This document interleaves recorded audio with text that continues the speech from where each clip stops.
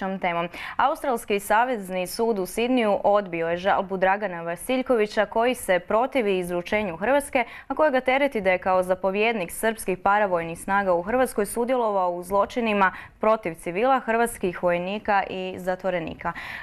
O Draganu Vasiljkoviću, poznatijem pod nazivom Kapetan Dragan, večeras ćemo razgovarati sa Ivicom Pandžom Orkanom, umirovljenim pukovnikom Hrvatske vojske.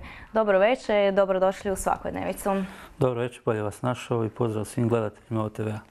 Evo razlog zašto sam vas pozvala u emisiju da razgovaramo o slučaju kapetana Dragana. Mislim da je svima poznat, naime vi ste, ajmo reći, i dokumentarist. Nakon Domovinskog rata sakupili ste mnoge arhivske građe koja upravo svjedoči o zločinima koje su se događala na području Republike Hrvatske na okupiranom teritoriju. Kapetan Dragan je bio zapovjednik zloglasne postrojbe, paravojne postrojbe pod nazivom Alfe i ono između ostalog za što ga se tereti da je u srpnju 1991. izradio plan napada i zauzimanja Glinske policijske postaje. Tada su stradali policajci i civili. Pa evo, o kapetanu Draganu se može pričati 3 sata ili 3 dana. S obzirom da su njegove postrojbe počinile neke od zločina u Domovinskom ratu, ne neke, nego konkretne zločine. Kapetan Dragan je proizvod srbijanskih službi sigurnosti, srbijanskog MUP-a i kao takav je pojavio se na području koje je kasnije bilo okupirano, prije svega na području Knina. 1990. krajem i u proljeće 1991. ustrojio je centar za obuku Golubić, u kojem su obuku prošli, ajmo reći, najekstremniji, kasnije će se pokazati, pripadnici paravojnih postrojbi. Nakon početka otvorene oružane pobune na tom području, ovi koji su prošli obuku, konkretnije s područja Banovine, Zapadne Slavonije, Sjeverne Dalmacije i Like, vratili su se na svoja područja i ustrojavali, može se reći, podcentre, upotrijebivši sva znanja koja su stekli u Golubiću. Pa tako je i na području Banovine ustrojen jedan centar za obuku na Šamarici, današnjoj Zrinskoj gori. Sudionici tih postrojbi u otvorenom oružanom sukobu 26.6.1991. godine i napadu na policijsku postaju u Glini došlo je do otvorenog, znači, oružanog obračuna u kojem je poginuo hrvatski branitelj Tomislav Rom i jedan pripadnik srpskih parapostrojbi, izvjesni Dragiša Stefanović. Političko rukovodstvo tadašnjih pobunjenih Srba odlazi u Knin na tvrđavu u kojoj je Dragan premjestio svoj štab iz Golubića. Tamo ih prima Milan Martić i kaže da će kapetan Dragan uskoro doći na Baniju, riješiti konačno pitanje hrvatskih, kako kaže, MUP-ovaca. I stvarno nakon toga 14.7.1991. godine kapetan Dragan sa 30 svojih specijalaca dolazi na područje Gline, dolazi na područje Šamarice. Tko je zapravo on? Je li on do tada bio poznat? Pa on je, kako rekao, 90. se pojavio, krajem 90. početkom 91. godine. Radi se o osobi, znači, srpske nacionalnosti iz Srbije koja je odrasla u domovima, nakon toga otišla u Australiju, tamo jedno vrijeme živjela i boravila. Vidimo da se on spominje i u medijima kao izvjesni Daniel Sniden, kao takav je australska država ga i uhitila. To je, znači, čovjek sa, evo, dokazano 2 identiteta, 2 imena, 2 prezimena. Evo, gledamo također kadrove, ali prije smo i vidjeli njega. Pa ovo su njega. kadrovi na području Sjeverne Dalmacije, kapetan Dragan i njegove Alfe. Mislim da su ovo kadrovi iz 93. godine. Znači, kapetan Dragan i, ajde reći, najbolji, po znacima navoda, u tom trenutku koje je krajina imala. Jasno. Evo, samo moram gledateljima jednu malu digresiju reći da kadrove nam je ustupio gospodin Pavle Vranjicani i gospođa moja kolegica Vesna Kljajić, pa im se ovim putem ujedno zahvaljujem na ovim snimkama. I kako rekoh, Dragan 24.7. na Šamarici, znači u tom centru na Baniji, iznosi plan operacije Žaoka koja je imala u svom tom zločinačkom planu 2 pravca. Jedan pravac je bio konačno rješenje, kako kaže Dragan, MUP-ovaca na Baniji i drugi na pravcu Gline i zauzimanja Glinske policijske postaje, a drugi pravac je bio dolinom rijeke Une od Dvora prema Hrvatskoj Kostajnici. 26.7. točnije na Svetu Anu kreće akcija oko 10 sati. Na ovom dvorskom pravcu, a o čemu svjedoče, ja sam prvi put večeras donio, što će biti moja, ajde reći, knjiga o Domovinskom ratu, tu nekakve zapise koji svjedoče o ovome o čemu pričam. 26.7.1991. u 10 sati kreće akcija, istovremeno i na pravac Gline i kanjonom rijeke Une. Na ovom pravcu u kanjonu rijeke Une, znači u selima naseljenim hrvatskim stanovništvom, događaju se najstrašniji zločini u to vrijeme viđeni u Domovinskom ratu. Pa tako specijalci kapetana Dragana i pobunjeni u to vrijeme stanovnici tog područja srpske nacionalnosti u selu Struga Banska čine zvjerstva kojom prilikom ubijaju zarobljene hrvatske policajce, policijske uprave Zagrebačke koji u to vrijeme brane to područje, ubijaju i hrvatske civile, znači o tome svjedoči i popis tog dana ubijenih. Što se nalazi sve u ovoj vašoj, ajmo reći, knjizi? Pa u ovoj budućoj knjizi koju sam prvi put donio, a koju sam dosta samo pokazao najbližim prijateljima, nalazi se ustroj Martićeve milicije, centar za obuku, podcentri, zatim stanice javne bezbjednosti, takozvane Martićeve milicije, paravojne skupine, opis aktivnosti, popis pripadnika, tako dalje, te ustroj Srpske vojske krajine od 39. Banijskog korpusa pa naniže preko brigada Srpske vojske krajine Glina, Kostajnica, Petrinja, Caprag, Dvor. Je li se tu nalaze evo i pisana izvješća koja ste vi uspjeli prikupiti? Znači, tu se nalaze izvješća vojnika kapetana Dragana na ovom pravcu u kanjonu rijeke Une. Zanimljiva su svjedočanstva izvjesnog Božić Rade, pripadnika specijalne jedinice MUP-a Sao Krajine 26.7. On piše, kao sudionik te akcije, nakon akcije, piše izvješće. Zatim narednik Goranko Mazec, izvještaj je sastavio pripadnik specijalne jedinice Šljivar Živko. Nakon ovih zločina tog dana, u isto vrijeme traje napad na policijsku postaju u Glini.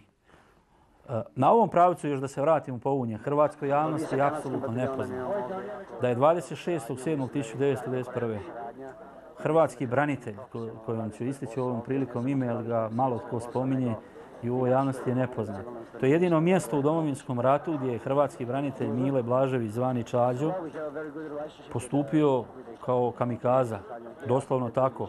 Opasao se eksplozivom u Strugi Banskoj, sakrio se iza jednog potpornog zida kada su naišli specijalci kapetana Dragana ojačani s jednim kamionom s protuzrakoplovnim topom.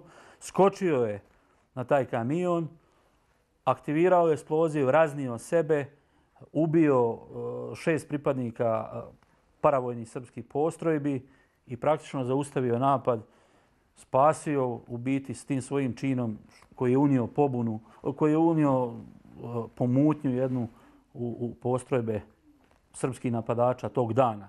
Znači, to je jedino mjesto u Domovinskom ratu gdje hrvatski branitelj opasan eksplozivom uništava sam sebe, svoj život, žrtvuje svoj život, daje svoj život za sebe, za Hrvatsku, za hrvatske civile i hrvatske branitelje. Evo, koliko je bila opasna ova paravojna postrojba od kapetana Dragana? Dragan ne slučajno, znači nakon što je došao na tu šamaricu, nakon što je iznio plan akcije, rasporedio je te ljude koje je doveo iz Knina, znači na 2 dijela. Imena nekih i imena izvješća sam spomenuo.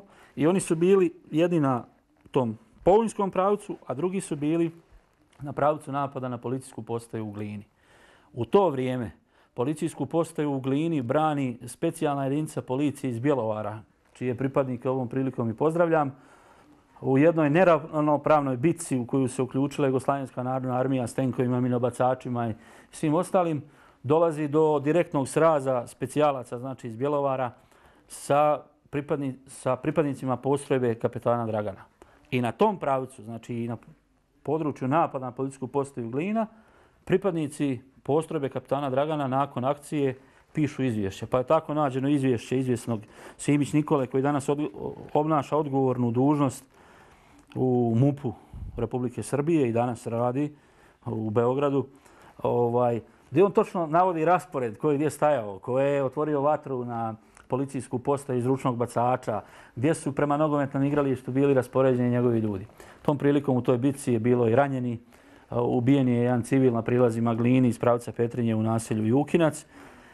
Hrvatski branitelji se tu bore dok mogu i u toj neravnopravnoj bitci kapetan Dragan i njegove postrojbe stavljaju pod kontrolu Glinsku policijsku postaju, a naša obrana se bazira na selu Viduševac, koja izdržava napade sve do kraja 9. mjeseca, kojom prilikom se pokreće ofanziva i postrojbe srpskih pobunjenika izbijaju na rijeku Kupu. Je li itko, oprostite što vas prekidam, je li itko od ljudi koji su bili niže rangirani od kapetana Dragana do sada odgovarao za zločine koji su se dogodili konkretno na području Banovine? Znači, ako pričamo o kapetanu Draganu, onda osobno iz te ekipe nitko do sad. A ako pričamo o pripadnicima postrojbi pobunjenih Srba lokalni, na ovom dvorskom pravcu je zatvoren izvjesni Dragan Vranešević koji je osuđen, koji je služio kaznu, ali u sklopu ove dogovora, potpisani ugovora između Srbije i Hrvatske, je predan srbijanskim vlastima i da tamo dosluži kaznu, sad u kojem obliku u Srbiji služi kaznu, stvarno ne znam. Na ovom području je ubijeno 2100 ljudi, od toga je bilo 1600 civila i 500 hrvatskih branitelja i policajaca. Kada se priča na području Banovine, spominje u širem kontekstu, zato su osuđene samo 4 osobe. Znači, mi, hrvatski branitelji, da smo vlast u ovoj zemlji, vjerujte mi da ako su ta četvorca to sve pobila, 1600 civila, 500 vojnika i policajaca, gledano sa druge strane, s druge točke gledišta, trebalo bi im dati odlikovanja, ako su tako sposobni, tako hrabri, samo njih četvorica. Znači, zakazale su mnoge institucije Hrvatske države i oko kapetana Dragana priča medijski traje već kao jedna saga se razvlači, kao ne znam kako da to nazovem.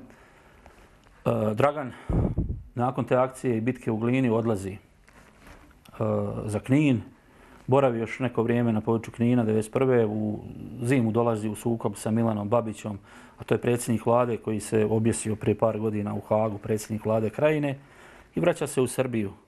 U Srbiji ustrojava nekakav fond kapetana Dragana kao da vodi brigu o ranjenicima, mrtvima, obiteljima, poginuli. Međutim, radi se o fondu, vi ste, ne da vas previše pomlađujem, ali o jednom fondu u kojem je Slobodan Milošević i ostali tadašnji vlastodržci u Srbiji prali pare, razni beogradski ban i tako dalje i tako dalje. Dragan, nakon toga Jovica Stanišić, Franki Simatović, Milan Babić rješava svoj sukob sa Martićom, Martić pobjeđuje. Oni kapetana Dragana ponovo vraćaju u Krajinu. Kapetan Dragan se vraća na okupirana područja i ovaj put u sklopu vojske, ono je bilo dosta što sam pričao u sklopu paramilicije. Sada, 1993. u mjestu Bruška pokraj Benkovca ustrojava po zlu poznate Alfe. Alfe znači kapetana Dragana, da ne bude zabune u javnosti. Imali smo i mi Alfe, ali to su zagrebačke Alfe i heroji Domovinskog rata. Ove Alfe kapetana Dragana u Bruškoj kao takvi maltretiraju ratne zarobljenike, bivše pripadnike, ne bivše, nego pripadnike 7. gardijske brigade zarobljene u jednoj akciji. U Bruškoj premlaćuju ratne zarobljenike, sve u znanje i u nadzor kapetana Dragana. Dragan je volio pokazivati snagu, a u isto vrijeme u javnosti se predstavljao kao profesionalac. I oni, zarobljeni hrvatski branitelji 26.6. u Glini, su završili u Kninu i imali bliske susrete s kapetanom Draganom. Danas na području Sunje živi bivši hrvatski branitelj kojeg je tukao osobno kapetan Dragan. Pred jednu razmjenu gdje su bili postrojeni hrvatski ratni zarobljenici, kapetan je istupio pred stroj i rekao: ima li kome od vas da šta fali od oduzetih stvari? Sadašnji hrvatski branitelj u mirovini koji živi na području Sunje istupio i rekao je: meni fali ručni sat. Bio je mlad, u biti u svojoj toj gunguli. Jednostavno je rekao to Draganu. Dragan mu je prišao, opalio šakom u glavu, skinuo svoj ručni sat ruske proizvodnje, taj čovjek i danas ima taj sat, i rekao pričaj svima da imaš sat kapetana Dragana. Sat taj danas stoji i danas u sunji kod čovjeka. Ne da ga čuva na tu ružnu uspomenu, nego jednostavno čovjek je živ i može svjedočiti na hrvatskom sudu, u državnom odvjetništvu, u policiji. O čemu? O svim... O toj šaki u glavu, a to je maltretiranje ratnih zarobljenika. Jasno. Evo, idemo mi sada pogledati jedan isječak od nekoliko minuta. Vidjet ćemo također jednu drugu stranu kapetana Dragana. Pogledajte evo s nama pa se ubrzo vraćamo u studio.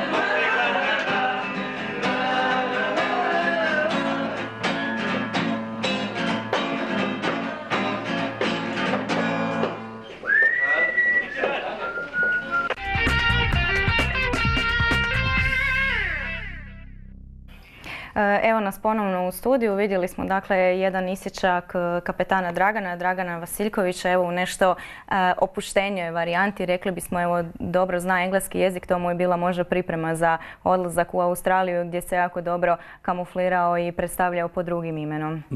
Nakon svega što je večeras rečeno, ova snimka upravo služi Draganu u marketinške svrhe. Pokazuje njega kao čovjeka koji sluša neku tamo, pjeva neku muziku, ovo ono i tako dalje. On je cijelo vrijeme u biti takav se i predstavljao. Čak i rekao, nismo to uspjeli čuti, Srbija od Tokija do Milwaukeea, razumije. Zanimljivo. Jeste. Čovjek koji je ovo snimao je rodom sa područja Hrvatske Kostajnice, pripadnik postrojbe kapetana Dragana, koji je nakon ratovanja u Hrvatskoj ratovao u Bosni, sa legijom ratovao na Kosovu, da bi ogrezao u kriminal nakon završetka ratova na ovim područjima i kao takav robijao u Banja Lučkom zatvoru, osuđen zbog kriminala, šverca oružja, nekakvog pokušaja i šverca droge, da bi prvi put kada su ga pustili na vikend tamo u Bosni, prešao preko hrvatske državne granice, preko rijeke Une, došao u Hrvatsku Kostajnicu i živio u Hrvatskoj Kostajnici da ga niko nije pitao ništa sve do nedavno. Nedavno je u hrvatskim medijima bilo, nema tome par mjeseci, 3-4 mjeseca, da bi vlasnik ove snimke bio uhićen s 4 kg droge u mjestu Žažina. To je jedno mjesto na križanju između Petrinje, Siska i ove ceste prema Zagrebu. Znači, bliski suradnik kapetana Dragana, zadužen za najpovjerljivije njegove zadatke, danas je dostupan, danas je u Hrvatskoj i svi oni koji se bave istraživanjem Domovinskog rata, kojima je ovo posao, ja sam u mirovini, znači ovo radim zato što hoću, ovo mi je hobi prikupljanja arhivske građe iz Domovinskog rata. Jako me zanima na koji način, u kojem obimu su razgovarali sa vlasnikom ove snimke koja je evo večeras puštena na otvorenoj televiziji. U svakom slučaju, pretpostavljam da ove snimke koje smo vidjeli večeras i koje ste vi, gospodin Vranjicani, prikupljali, mogu pomoći u dokazivanju krivnje kapetanu Draganu. Ma gledajte, u ovoj zemlji sve ide ono što narod kaže, drži vodu dok majstori odlu. Znači, kad se digne neka halabuka, onda se pristupa rješavanju problema. Problem kapetana Dragana ne traje od prije par godina kada je on u biti razotkriven u Australiji. Njega je razotkrila u Australiji jedna medijska kuća koju on naknadno tužio i tako dalje i tako dalje. Znači, trebalo je medijski nešto zagužvati da bi se problem riješio. On sad koristi sve pravne zavrzlame, crpi sve pravne mogućnosti i odugovlači. Vjerujete da će uskoro doći u Hrvatsku? Ja vjerujem da će doći u Hrvatsku zbog onih prebijenih hrvatskih branitelja na Kninskoj tvrđavi, zbog branitelja zarobljenih 26.6. u Glinskoj policijskoj postaji, zbog ubijenih hrvatskih civila 26.7.1991. na ovom pounjskom pravcu uz rijeku Unu. Sve ispod 20 godina za kapetana Dragana je u ovoj zemlji malo. I Dragan to jako dobro zna. Zna i ovu priču o ovom ručnom satu i o tome čovjeku koji ga je opalio šakom u glavu osobno. Zna za dvojicu pripadnika 7. gardijske brigade zatvorene u kampu njegovom u Bruškoj. Zna za mrtve, znači na ovom pounjskom pravcu. Čuo je Dragan i za Milu Blaževića Čađu, za policajce iz policijske uprave Zagrebačke, Gundića, Halapu, Perića, Vukasa, Vuka, Pušića, Šaronju, Filipovića, za Gorana Faljevića. To su sve hrvatski branitelji koji su na tom pravcu gdje su nastupale postrojbe kapetana Dragana za slobodu Hrvatske dali svoje živote. Evo, idemo jedan poziv, imamo gledatelja pa da ne čeka previše, nadam se da još uvijek s nama. Dobro večer, čujemo se. Dobro večer. Dobro večer, izvolite. Lijep pozdrav vama i vašem gostu, pozdrav iz Hrvatske Petrinje, od hrvatskih branitelja. Darko, na telefonu, Urka me zna, mogu reći i predsjedno. Evo, ispričavam se, samo molim vas sekundu, ne čujemo vas ništa. Jel se čujemo sada? Ja vas čujem. Čujemo se. Iz Petrinje zovete. Dobro večer. Lijep pozdrav vama i vašem gostu od hrvatskih branitelja iz Hrvatske Petrinje. S obzirom da Orkana znam, s njim surađujem, radimo zajedno na tim nekakvim stvarima oko prikupljanja dokumentarne građe koje se može i koristiti za procesuiranje ratnih zločinaca.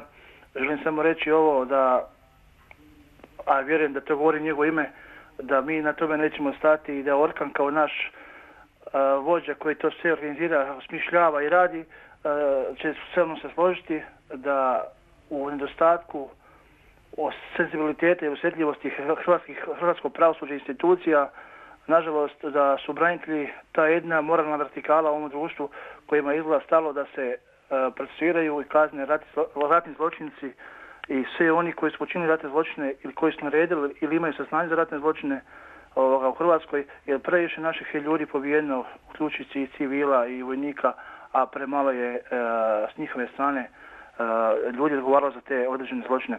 Ako se napravi paralela da je od 95. pa na vamo 10 puta, čak 15 puta više naših hrvatskih branitelja odgovaralo za nekakve obične kaznena djela, krađa, otuđenja, neki su čak odgovarali za određene konkretne nekakve zločine koje su počinili, a s njihove strane samo 4 osobe za našu županiju, znači za 2100 poginulih, onda se moramo zapitati u kakvoj mi to državi živimo i kako je to naše pravosuđe, kakve su naše institucije, da li one štiti interese i prava hrvatskih branitelja i hrvatskih građana ili su one tu da spriječe svaki danji pokušaj i eventualno se to zataška, da se uzme zubu vremena, što dulje to se više zaboravlja, što dulje to će se stanje normalizirati i što dulje to će se pasti u zaborava. Evo još jednom veliki pozdrav iz Hrvatske Petrinje. Hvala vam puno na pozivu. Pozdrav, sve potpisujem ovo što je rečeno. Ova 4 u zatvoru za 2100 mrtvi govori o jednoj aljkavosti, traljavosti, neodgovornosti onih koji se trebaju baviti s ovim, koji primaju dobre plaće za ovo, a ne rade previše. Je li vas iko tražio ove snimke? Koliko vi sad imate građe? Znači ovako, imamo negdje oko 600 videokazeta koji su prebačene sad na ove DVD da ostanu što duže. Imamo negdje oko 2 kamiona zarobljenih srpskih dokumenata. Imamo negdje oko 4000 fotografija. Za ilustraciju ću reći da u hrvatskoj javnosti nastupamo znači više godina do sada i jednostavno gdje se god pojavimo oni kojima je ovo posao kažu, ma joj, čemu sad to, čemu sad vraćati se u prošlost, čemu sad ponovo sad to iskopavati, te rane iz prošlosti i tako dalje i tako dalje. Zato se to radi što smo mi hrvatski branitelji manjina u ovoj zemlji. Znači, mi znamo koliko je nas bilo, možemo raspravljati o brojkama tamo na nekim tribinama ili okruglim stolovima. Međutim, mi smo nezaštićena manjina u ovoj zemlji. Više su zaštićene neke životinje, ne vrijeđajući ni životinja ni ljubitelja životinja. Hrvatski branitelji su najnezaštićeniji. General Gotovina čami u Hagu i ne samo general Gotovina, mnogi hrvatski branitelji i generali, kapetani Srpske vojske Krajine, komadanti bataljona u zoni odgovornosti, nedavno je tamo u Župiću kod Petrinje poginuo čovjek, odnosno dečko na pragu života, punoljetan. Njegov otac je bio hrvatski branitelj, borio se za slobodu Hrvatske. A komadant, čija je to zona odgovornosti, čija je ta mina bila, ko je to postavljao, eno ga na crno taksira po Petrinji i vozi. To sam vas htjela pitati, je li ima baš među ovim snimkama koje ste vi pronašli ljudi koji slobodno hodaju Hrvatskom, a ili ste li ih vi, mislim, prepoznali, jeste s njima razgovarali kako oni danas? Eno, jedan u Glini tamo bavi se obrtnike, ima tamo nekakvu obrtničku radnju, tužio predsjednika udruge dragovoljaca i veterana u Glini zato što je pustio snimku na kojoj je on tamo pljačka vrijednosti iz srušene katoličke crkve u Viduševcu. Je li nema dokaza za njih, za takve ljude, ili je to što ste spomenjali, znači sporo pravosuđe? Jednostavno je hrvatsko pravosuđe, prije svega državno odvjetništvo. Ne kadrovirano, ne ekipirano, ne mogu raspravljati o njihovoj stručnosti, ali ovi podaci koje sam iznio večeras i s kojima baratam govori da ili ne žele ili neće raditi svoj posao ili ga ne znaju raditi. Ako i ne zna, neki Bajić mijenja. Neka dođe u Sisak, neka izvrši nadzor u radu Županijskog državnog odvjetništva pa će vidjeti pune podrume papira koje je dobio i od nas, znači, dok smo mu vjerovali. Više mu ne vjerujemo i ne damo mu ništa. Nedavno je poslao pismo njegov tamo zamjenik iz državnog, eto, jel bi mi kao 13 godina nakon završetka Domovinskog rata, on se sad sjetili. Očito je neko, možda ili Gazi ili ova emisija ili druge emisije koje govore o Domovinskom ratu, ukazuju na njihov nerad pa sad moraju dokazati i moraju opravdati svoje plaće. Znači ne rade ništa. Da rade, ne bi kapetan taksirao na crno po Petrinji. Neka odu tamo, neka vide gdje staju ti koji prevoze, ljudi koji imaju svoje obrte i to. Kapetan Srpske vojske Krajine voza. Kada ćete objaviti ovu knjigu? Evo samo za kraj razgovora, vrijeme smo... Objavit ću ovu knjigu čim skupim financijska sredstva za objavu ove knjige. U ovoj knjizi se nalazi oko 5000 imena, oni koji se borili protiv Hrvatske države. Neki zločinci, neki su abolirani, ali zašto hrvatska javnost ne bi znala? U hrvatskoj javnosti se raspravlja o popisu hrvatskih branitelja. Da li ga objaviti ili ga ne objaviti? Ja kažem da, objaviti ga sutra, ali tražim kao hrvatski branitelj da su isto vrijeme kad moje ime ide na banderu, odnosno na internet ili u hrvatsku javnost, da ide imena, prezimena svi oni koji su se borili protiv Hrvatske. Siguran sam da bi neke tipove našli i na jednom i na drugom popisu. I zato bi u ovoj zemlji nastao kršilom. U svakom slučaju to treba raspetljati. Neka raspetljaju nadležni. Međutim, nameću se neke teme o hrvatskim braniteljima. Da li je to želja za senzacijom u hrvatskoj javnosti? Da li je to, ne mogu reći da su svi protiv Hrvatske, nije točno. Mnogi novinari, Gordan Lederer, Katić, su poginuli sa kamerom u ruci svjedočeći istinu u Domovinskom ratu, tako dalje i tako dalje. A znači, branitelj veli ubio tamo, pa ubio je i ubojica je po imenu i prezimenu taj i taj. Sad se raspravlja ovaj što je ubio Ivanu Hodak bio branitelj. Evo, ovo samo otvara prostor za još neke druge razgovore, ali nažalost, evo, nama je vrijeme proteklo, još bi mogli s vama razgovarati. Ja vjerujem satima, bit ćete nam svakako još gost emisije. Ja vam se puno zahvaljujem što ste bili naš gost, što ste donijeli evo sve ove materijale. Još jednom hvala gospodinu Vranjicanju i kolegici Kljajić na ustupljenim materijalima. Evo, vidimo se uskoro. Hvala vama, hvala OTV-u. Pozdrav jednom i drugom snimatelju. Ovaj jedan je rekao da je tamo iz Penkovačkog kraja gdje je kapetan Dragan. On je bio mlad dok je kapetan Dragan po njegovom kraju tamo ubijao. Međutim, mladost hrvatska mora znati istinu o Domovinskom ratu. Zašto nema više? Možda to nije atraktivno, možda je to vrijeme koje je prošlo. Međutim, mi koji smo bili u Domovinskom ratu ne smijemo zaboraviti ni Milu Blaževića Čađu, ni Predraga Matanovića, ni Blagu Zadru i ostale hrvatske heroje Domovinskog rata. Jasno, evo neka ovo bude poruka svima. Puno vam hvala još jednom na razgovoru. Slijede reklame.